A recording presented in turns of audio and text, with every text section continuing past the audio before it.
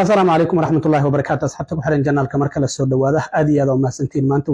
جمعة وناكسن طبعا كبيش كوباد جانوري سنة كلا بدأ كون إيه شان يلا باتنك وقال كانوا حربائنا إن دكول وداجوه إيميل أي صدرين تيم كويلكم كوبس محيك اللي هن مستقبل كا أن ويلكم كوبس أما جروب 5 مركز ترام حلك ولا وريجو وندي له وداج الدونا سيدو كلنا دونالد ترامب أو ما أنت الله حكومي لكن حكم كاسي محوكم معنيه هاي تيك توك ميا laga mamnuucaya Mareykanka maxkamadda sare oo hadda aan idila hadlayo dhageysanaysa kiiska u dhaxeeya dawladda iyo TikTok oo la xiriira TikTok Mareykanka ma laga mamnuucaya mise maxkamaddu dhinacay u janjeertaa waan idila wadaagi doonaa sidoo kale balse marka hore aan ku bilaabo maalmahan dadku kommentiye fara badan ayay soo qorayeen ee dhahayeen cilmi oo bal ka soo hadal group 5 horta group 5 hadii aysan waxba ka cusqayn macna ma sameynaysa inaan wax been ay idin sheego aan iraado group 5 bariya la xiriya wuu sii soconaya waa jiraya macna ma sameynayso laakiin marka iyaga xog laga helo teamka welcome corbis ayaan idin la wadaaga welcome corbis email ay soo direen qof kasta oo emailkiisa ay hayaan oo hore isku diiwaan galiyay ayayna emailkan u soo direen emailkan muhiimadiisu waxay tahay in ay shir qaban doonaan waliba zoom ah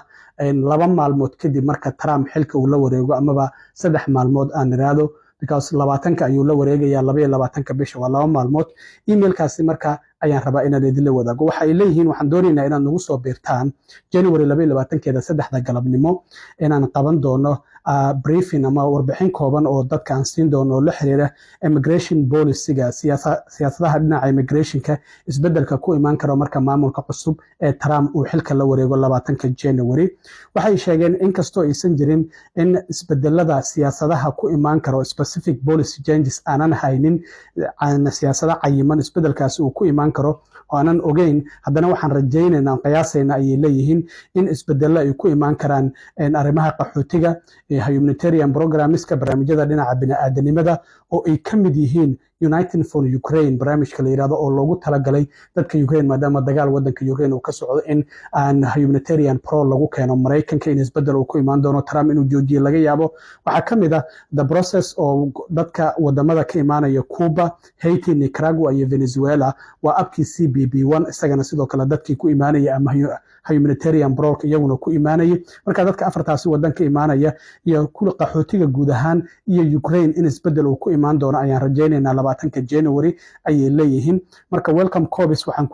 ku dhiirigelinaynaa ayay leeyihiin dadka sponsorska ee applicationada xareeyay inay kulankan ka soo qayb galaan si loo xaqiijiyo ama loogu sheego suuragalnimada saameynta ay ku yeelan karto dadka laga yaabo inay keenaan amaba dadka ay horay u caawiyeen oo horay ay u keeneen sidoo kale waxa ay ku sheegayaan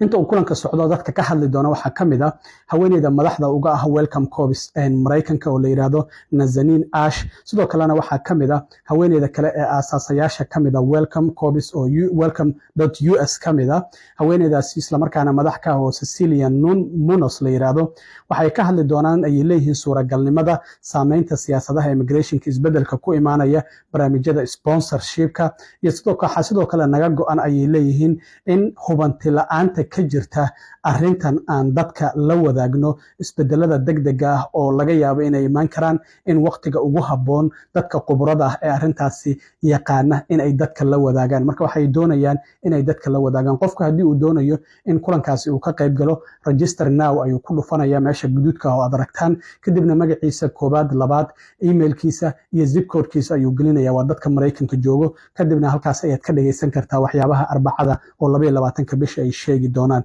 marka waxay leeyihiin kulanka waxa qayb ka ahaan doono in la falanqeeyo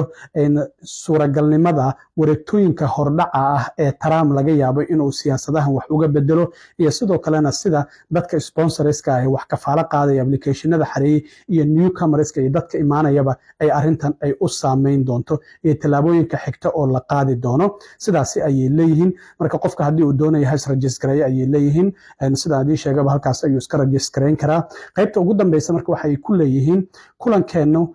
bedel uma ahan ayay leeyihiin in arrimaha sharciga aan kala talino kiisaska shakhsiyadeed. marka qof doonaya kiis kale inuu su-aal ka weydiiyo ayay diidaya. marka diiradda maxaa imaan kara Trump marka xilka uu la wareego ayay iyagu diiradda saarayaan. marka waxay leeyihiin kiisaska shakhsiyadeed ma ahan inaan dadka dhinaca sharciga aan kala talinayno, laakiin waxay yidhahdeen ma ogin wax information oo cayiman oo la xiriira kiisaska bendinka ah oo weli aan approve helin, waa dadka applicationada group 5 xareeyey, iyo weliba kiisaska kale oo la xiriira wasaaradda arrimaha dibadda kiis hor yaala iyo welcome corps ama USCIS. waxaan ognahay marka approve la siiyo qofka applicationka xareeyey kiiskiis waxa uu u wareegayaa USCIS. marka haddii welcome corps uu ka wareego iyagu wax warbixina kama heli karaan ilaa iyo lagu soo wargeliyo qofkaas kiiskiisi inuu dhammaaday oo lasoo qaadayo oo la keenayo. marka waxay leeyihiin waxba yaana la ka weydiinin kiisaska la approve gareeyo USCIS ama wasaaradda arrimaha dibadda iyo hor yaallo arrimaha sharciga kalama talin doono. laakiin kulankan diiradda waxaan ku saari doonaa maxaa imaan kara marka Trump xilka uu la wareego 20 January,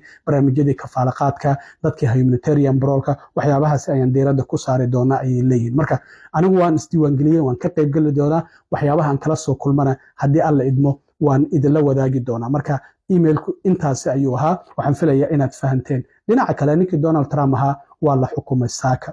Donald Trump arbacadii ayuu maxkamadda sare ee qareenadiisu ay qoraal u direen codsi ay leeyihiin waa in dib loo dhigo xukunkiisa oo maanta qorshaysnaan, laakiin shalay gelinkii dambe ayaa maxkamadda sare waa 9 garsoore 5 ka mid ayaa waxay yiraahdeen xukunku waa inuu waqtigiisa ku dhaca, 4na waxay ogolaadeen codsigii Trump in dib loo dhigo. 4ta ogolaatay waxay kala yihiin Clarence Thomas, Samuel Alito, Neil Gorsuch iyo Brett Kavanaugh. labada dambe Trump ayaa magacaabay xilligii uu madaxweyne ka ahaa 2016 ilaa 20 5ta ogolaatay in xukunka Trump uu dhacana waxay ahaayeen gudoomiyaha maxkamadda sare John Roberts, Amy Coney Barrett oo haweeneydii ugu dambeysay ee Trump maxkamadda sare uu magacaabo ahaa 2020 intuusan xilka ka degin, iyo 3da garsoore ee liberaalka ah oo la kala yiraahdo Sonia Sotomayor, Elena Kagan iyo weliba Ketanji Brown Jackson oo Biden oo magacaabo xubintii ugu dambeysay oo la magacaabay haweeneyda kaliya ee madooba 9 garsoore maxkamadda sare ka mid ka. marka Trump sidii la qorsheynayay saaka ayaa maxkamadda isaga iyo qareenkiisa Todd Blanche qaab muuqaal isagoo qasrigiisa Mar-a-Lago ku sugan ay uga soo qayb galeen. 2 calan oo Mareykan ayaa gadaal ka yilay garsooraha iyo qareenkiisa iyo Trumpna sidoo kale meesha ayay fadhiyeen. marka garsoore Juan Merchan waxa uu horey u sheegay markii uu xukunka ku dhawaaqayay Jimcihii la soo dhaafay toddobaad ka hor in Trump wax xabsiyan uusan mutaysan doonin, probationna lagu xukumi doonin, wax ganaaxana uusan mutaysan doonin oo unconditional discharge wax la yiraahdo la sameyn doono oo wax shuruuda aysan iyadoo ku xirnayn la sii dayn doono maadaama ninkan uu 10 maalmood kadib wadanka madaxtinimada loo dhaarinayo oo madaxweynaha 47 ee wadanka uu noqonayo. marka garsoore Juan Merchan waxa uu yiri arrintan xukunkan waa midka kaliya ee sharciga ah oo aan ku fulin karay Trump maadaama wuxuu yiri si aan u qadarino go'aankii ay xeerbeegtidu ay soo saartay oo 34kii dambe ee lagu helay in uu ka been sheegay ganacsigiisa iyo lacagtii $130,000 ee haweeneydii Stormy Daniels uu siiyey xilligii doorashadii 2016 ololihiisa uu waday si shacabku uga qariyeen haweeneydaasi xiriir hoose uu la lahaa. marka waxa uu sheegay in Trump loola dhaqmay sida loola dhaqmo qof kasta oo dambiile eedeysana dambiile ah, isla markaana sidoo kalena maxkamadan hor yimid. waxaana sidoo kale uu sheegay in Trump hadda sidoo kale waa la xukumay. isaga Trump hadal ayaa siiyey muddo 6 daqiiqo ah ayuu hadlayay, waxaana Trump uu sheegay in arrintan ay ahayd arrin siyaasadeed oo la doonayo sumcadiisa in lagu waxyeeleeyo oo doorashada uu luusgareeyo ama uu lumiyo, laakiin waa uu guuleystay. waxaana sidoo kale uu sheegay inuu yahay qof aan waxba galabsan, wax qaladana uusan samaynin. waxa uu si aad u eedeeyay dacwadoogihii dacwadan ku soo ogay Alvin Bragg, isagoo sidoo kalena sheegay in eedeymaha lagu eedeynayo dad xisaabiyaashiisa ay sameeyeen isdabamarinta dhinaca ganacsigiisa, laakiin isagu uusan arrintaasi waxba ka ogeyn. marka waa uu calaacalay, laakiin calaacal waxba uma tarin. isaga oo hadda dambiile la xukumay ah ayuu wadanka madaxweyne ka noqonaya. marka arrintaas waxay noqonaysaa calaamad aan weligii Trump aan ka hari doonin, oo wuxuu noqonayaa nin wadanka madaxweyne ka noqday isagoo dambi lagu helay haddana la xukumay, laakiin xukunkiisa aan xabsi ku mutaysanin. intaasi haddii halkaas aan ka gudbo TikTok miyaa Mareykanka laga mamnuucaya. hadda oon idila hadlayo maxkamadda sare waxay dhageysanaysaa kiiska Mareykanka ma laga mamnuucaya TikTok mise laga mamnuucayo. qareeno ka socda wasaaradda